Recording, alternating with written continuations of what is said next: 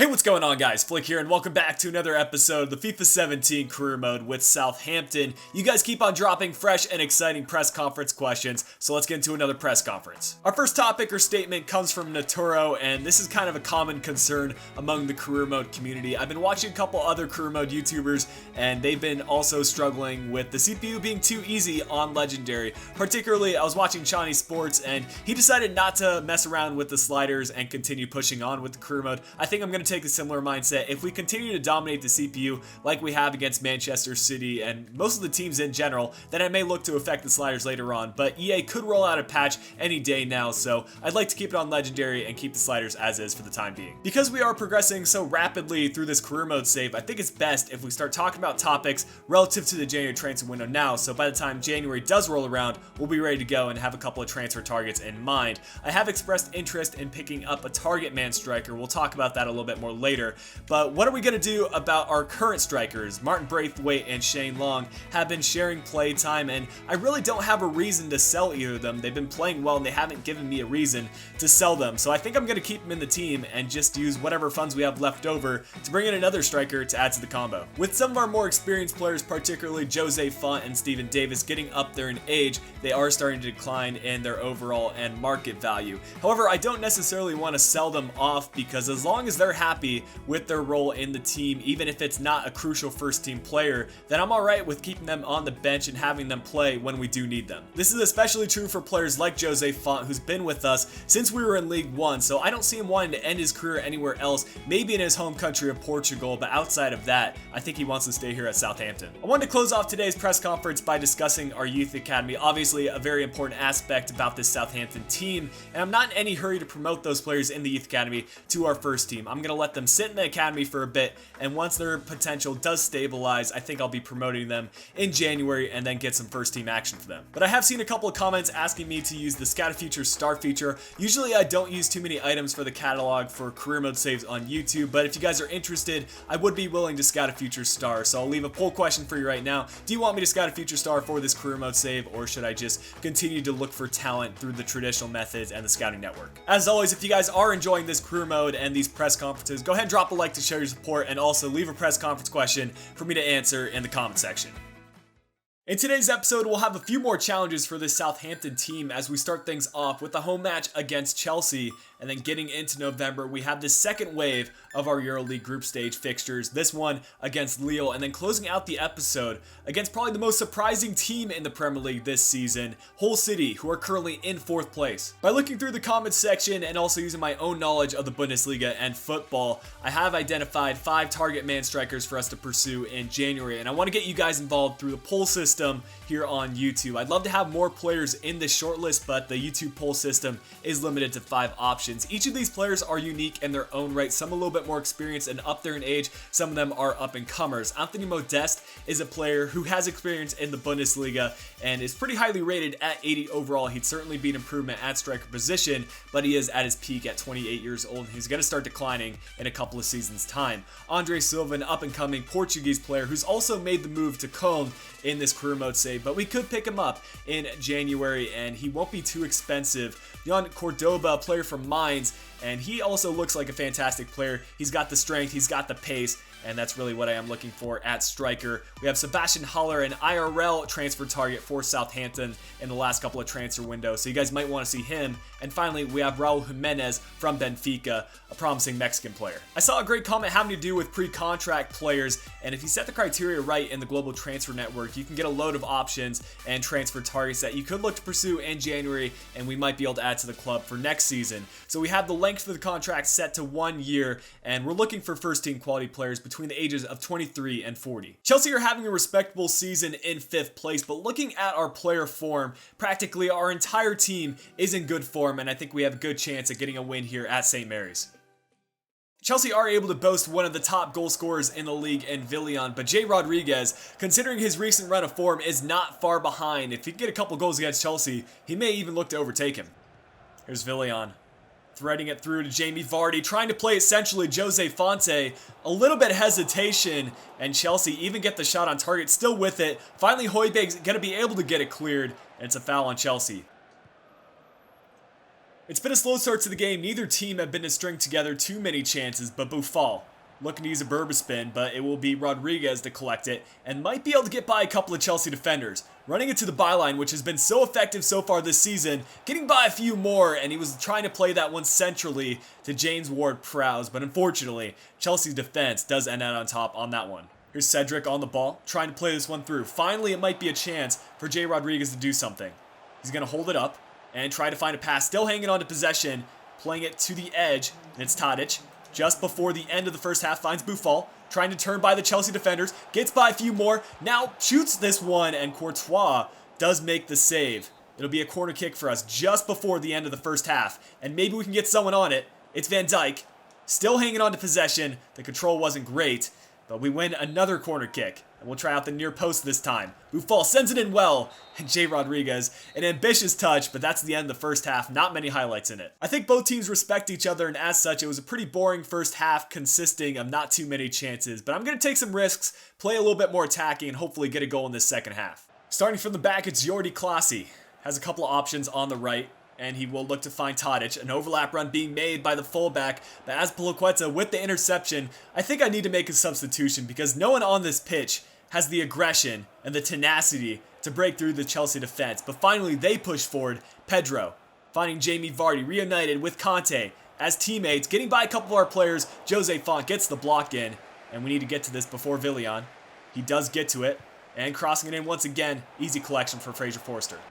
Oh, this might be a chance. It's Tadic to run with it, and gets by a couple of Chelsea defenders. Here we go.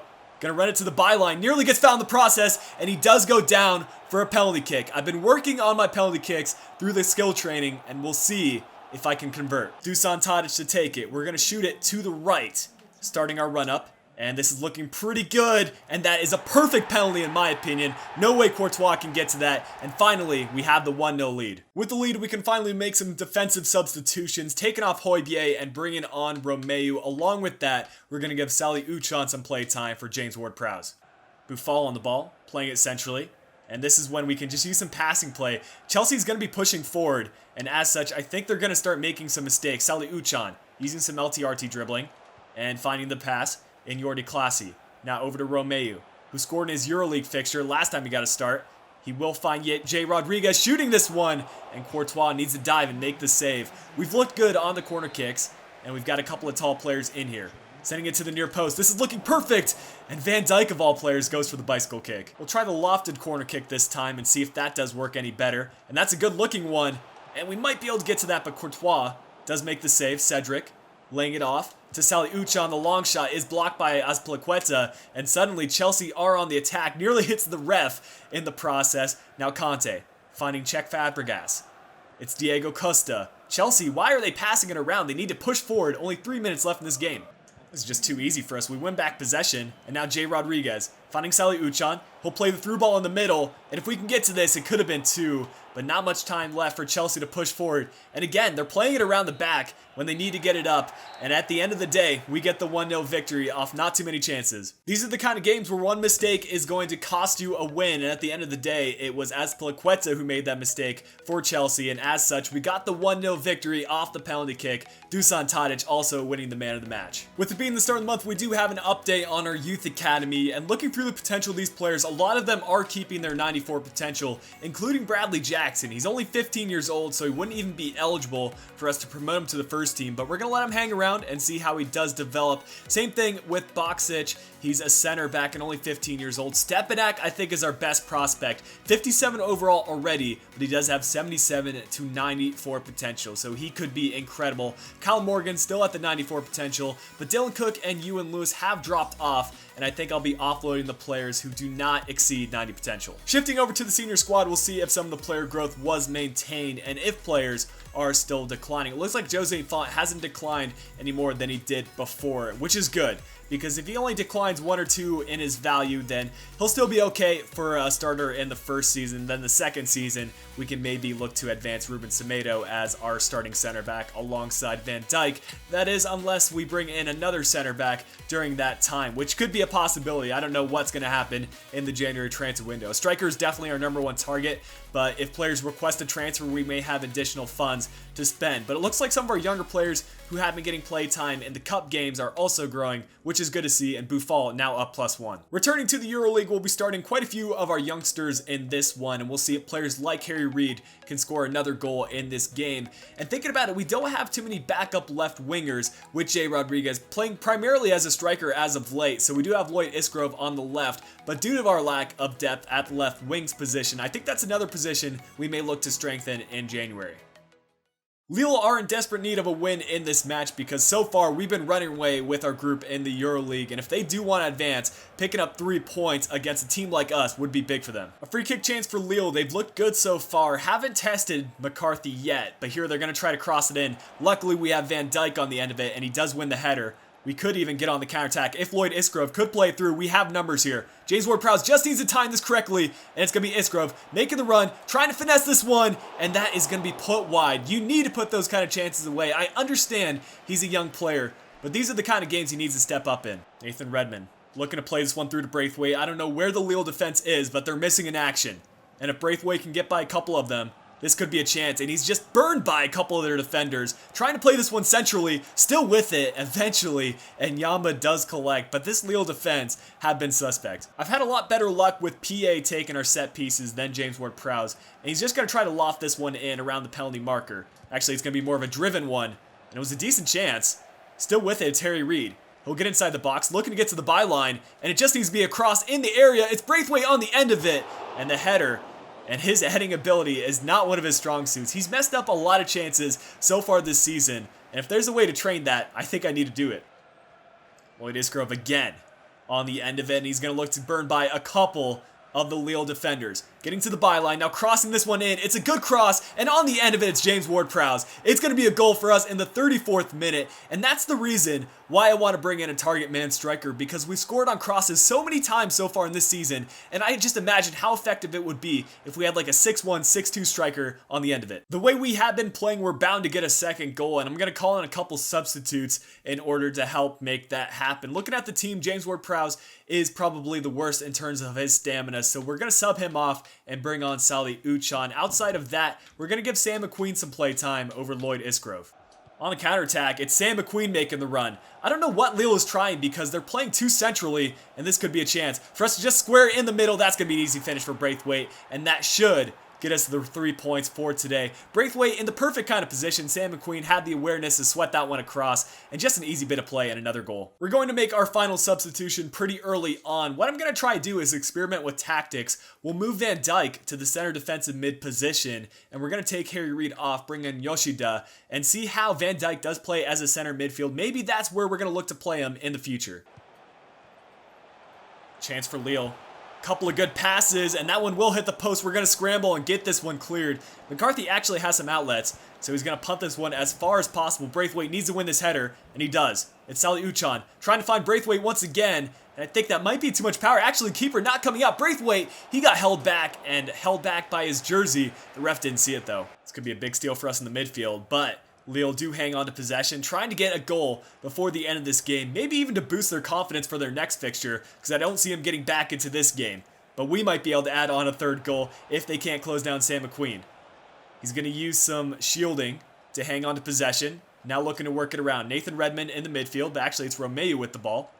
He'll lay this off to Matt Target. It'll be a pass to the left. Salih Uchan still yet to score in the EuroLeague for us. Burma spinning inside. This could be the chance. The finesse shot. Oh my. For the last few games, we've been dominating in pretty much every statistics, but I feel like we've been lacking highlights. The goals have just been very simple, and it's mostly been the CPU pushing too far, and we score on the counterattack. But Lloyd Isgrove putting in a man-of-the-match performance with an 8.4, showing that some of our younger players can be future first-teamers if they keep on putting in the work ethic like they have. We have 2 monthly scouting updates to get through, our first one being for our scout in Nigeria, and right away we have a 69 to 94 potential player to add to the youth academy, and I'm really excited what Nigeria has to hold for us, so we will sign him up. And now pushing on, we have a 68 to 92 to add to the youth academy. Again, another 68 to 92. That's 3 players in this scouting report, and I'm really excited what Nigeria has to offer for us. Our second scouting report is from our scout in Serbia, and we have a 66 to 90 potential player to add to the youth academy. 65 to 87 we will not add. 68 to 92 we will add.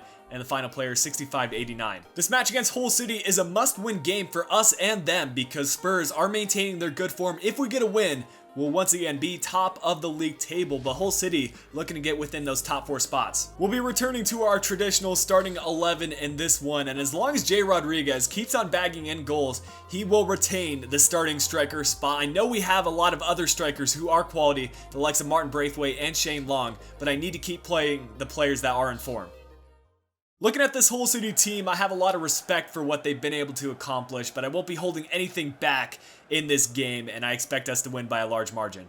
Boufal looking for runners to show him some support. Now it's Ward-Prowse playing this one over to Braithwaite. We have a lot of players to get a chance here. It's Tadic looking to create a similar goal to what he did in the last episode, and he might be able to do so here. There we go. The finesse shot inside the box with Dusan Tadic just works every time. You guys have been asking me to do the dab, and we're going to do it right there. Honestly, what Dusan Tadic has been able to do this season, despite not getting regular play time and only recently making consistent appearances in the first team, it's pretty incredible. Here's Cedric waiting for the run, and it's Dusan Tadic again from the left wing. This time he's going to cut it in and wait for the run centrally. There it is, and if only he would have played it to Jay Rodriguez, I think we would have had a chance to get a second goal. But coming right back, it's James Ward-Prowse looking for Boufal, and it's Jay Rodriguez making the run. He's going to blast this one on the near post, and we are on fire, boys. I don't even know what to say. This team form that we have here at Southampton, it's something else. Hull City trying to get something going. It's El Amadi running down the line and sending it in to the far post. No one on him. It's Klukas trying to start something for Hull City and sending in the cross. Fraser Forster, what a save. The rebound, though, by Mbakani finally ends up in the back of the net. It was a good chance for them to score and a good save by Fraser Forster. But Hull City, they probably deserve a goal in this game. And we've been holding off the gas a little bit lately, and we need to start it up again. I have mixed feelings at halftime. If we would have went into the break with a clean sheet, then I wouldn't have had much to say. But Hull City got a goal back, and I think momentum has to be on their side. So I'm looking to silence that with a goal straight away as we get onto the pitch. Ward-Prowse looking to do that and runs it down the right side, using a cutback cross to send this one in. You guys have been saying he has some great crosses, and this might fall to us. You know, that's a sloppy goal, but at the same time, it's tenacity at its best, and Boufal scoring another one for us.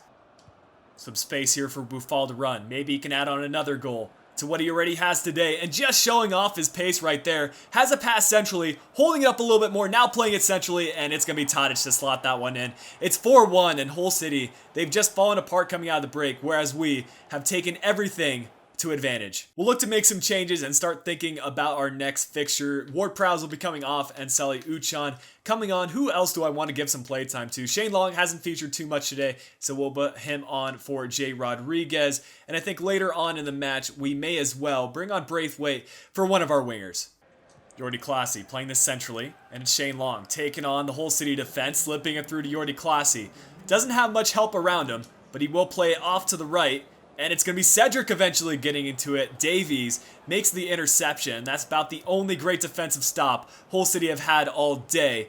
But now trying to get one final chance before this game is over. A lot of extra time added on, 5 minutes. And whipping in the cross, it's going to be dealt with by Fraser Forster. That should be full time. When I told you guys I wanted to get some goals in this game, I wasn't expecting to get a 4-1 result, but looking at the stats, we were bound to get a couple of chances, and things just went our way in this game. Player rating wise, we had a couple of standouts, particularly Boufal with a 9.5, and Rodriguez with a 9.2, Tadic with a 9.1 rating. But guys, that will wrap things up for today's episode of the Southampton Crew. And if you have enjoyed today's episode, make sure you drop a like down below, subscribe if you are new to the channel and the series, and until next time, this has been Flick. I'll be talking to you guys again soon.